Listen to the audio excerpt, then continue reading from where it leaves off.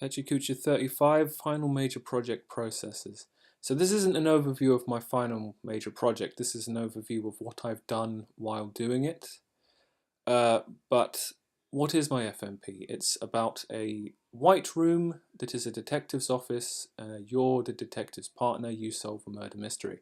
So one of the things I've done is like model making using like paper and card and stuff to try and recreate simple objects just to see if it's possible to do white versions of these things. The glass was it's an easy shape to replicate, but it's a very difficult thing to actually get right. So the second thing I did was a book, an even easier shape to kind of cover with white paper, and a lot easier to apply like black marks onto. And you know, because I don't have to worry about perspective, because it's not filled with liquid, that proved that this is feasible at least some of the time.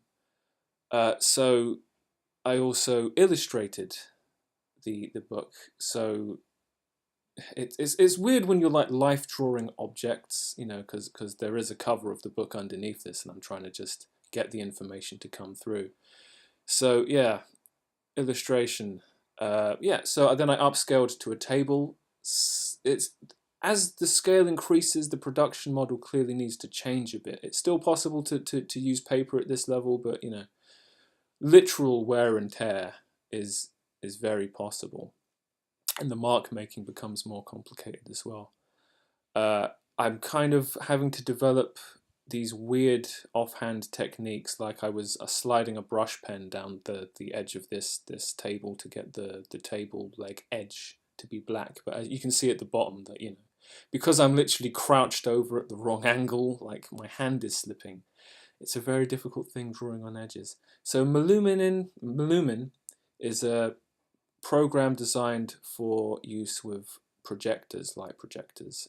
You know, if I have a room that's painted white, can I project everything else on top of it? It's not something I've had a lot of time to play with. It's, you know, it's as complicated as it gets. You know, I've looked at some research to see what you can do if you know how to apply it, because you know you always want to apply the right medium in the right way because it's the right choice, not just the thing you know. So this Tchaikovsky thing is like stop motion plus the light projection.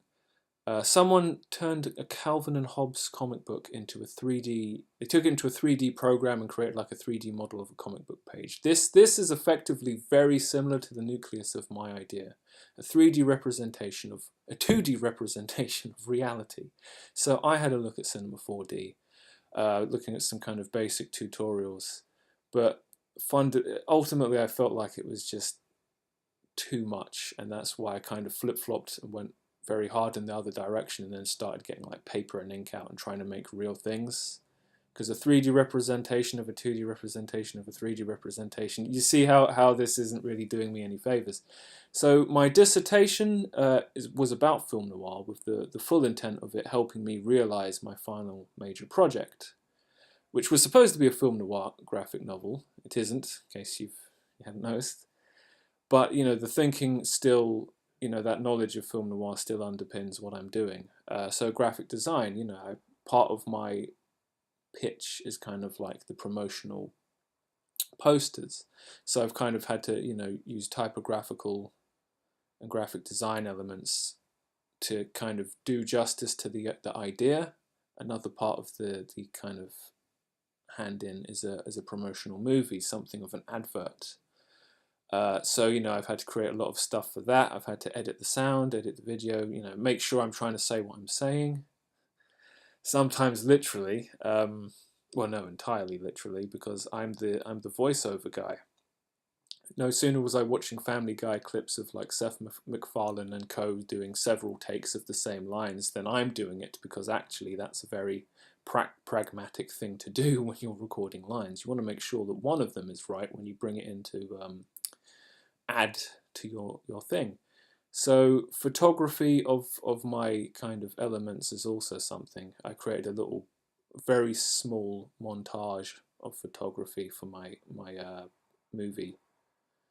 So I had to try and make sure that I only framed what I wanted in the frame, and it was, you know, mostly in focus. Yeah, so I was also having to create sort of the illustrations for the mugshots, for like the bulletin boards, and you're supposed to help solve this murder mystery, which means there need to be suspects and victims and stuff. Yeah, so as well as having to create the art, I'm having to create the story. So there's an awful lot of kind of micro and macro considerations going throughout this whole thing. It is effectively a business venture that has so many different layers to consider, and they all kind of come together. So an element of this is I'm putting together this little trailer, which means I need music, but I can't be just taking any old stuff. So I have to look at royalty-free music. And that's a real world concern. That's something you're going to have to deal with day one in the industry, doing things that are legal and not getting into trouble with copyright. Art direction, of course, is another key point of this whole thing. I haven't created this white room, but I have to create what I think it will be. This room is going to be, everything will be white, but the black in this room is like, it's not lighting, it's like something else to give the impression of lighting. So what do I need to do going forward? It would be good if there was a little book. I'm going to put together a little booklet that's like a concise overview of what this premise is, and then a breakdown of like the current logistical model of how I would go about prototyping things, the objects based on scale, the room, these kind of things. And then right now it's the white room, the single room, the detective's office. But it could, if there was enough budget and enough people and enough interest, it could easily blow out into like there's a crime scene, there's a jail cell. You could get actors to I don't know, do some kind of telephone confessions or something. There are ways that this could become more interactive, bigger, a multi-event kind of thing. These are all things that can be considered for the future.